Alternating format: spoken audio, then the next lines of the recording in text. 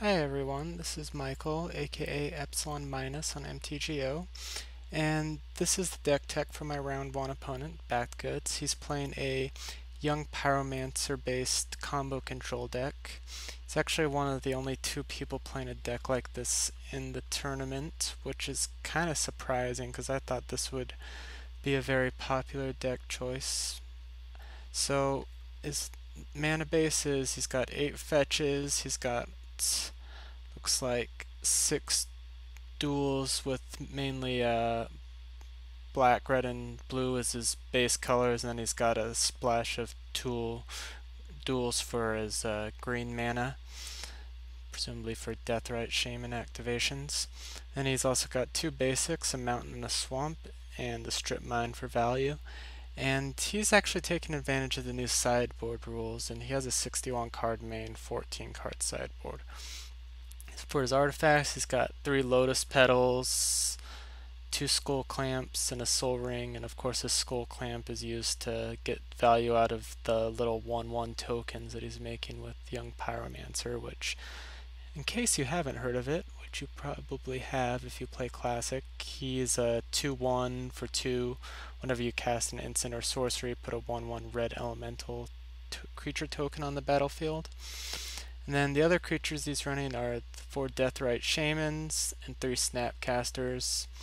He's got a bunch of cheap spells and cantrips. He's got 2 Mental Missteps, 4 Gataxian Probes, 4 Brainstorms, 4 Cabal Therapies, and 2 Thought Seizes as Disruption. And then he's running 2 Surgical Extractions, probably somewhat as Graveyard Hate, also possibly as just another cheap spell to pump his Pyromancer.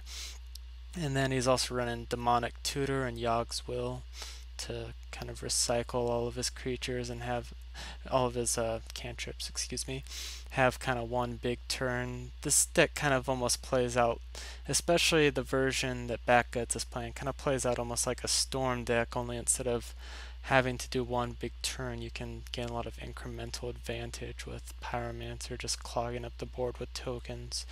And then finally he's got 4 lightning bolts and a shattering blow for dealing with creatures and problematic artifacts.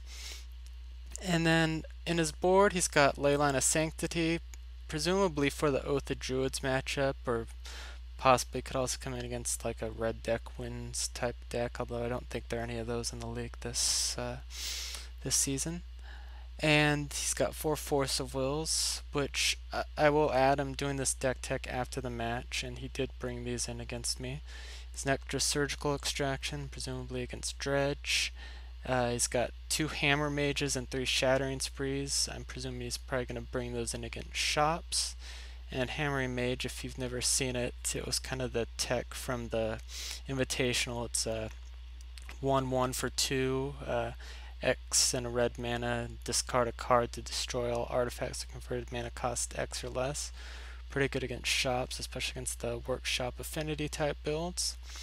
And this was a pretty solid deck. I'll spoil things a little bit by saying he did manage to beat me. Unfortunately, Moto crashed in the middle of our round and I didn't get to sideboard against him, which would have been nice. Might have been able to turn the tide, but nonetheless, very nice deck, very nice opponent, and I'll see you for round 1.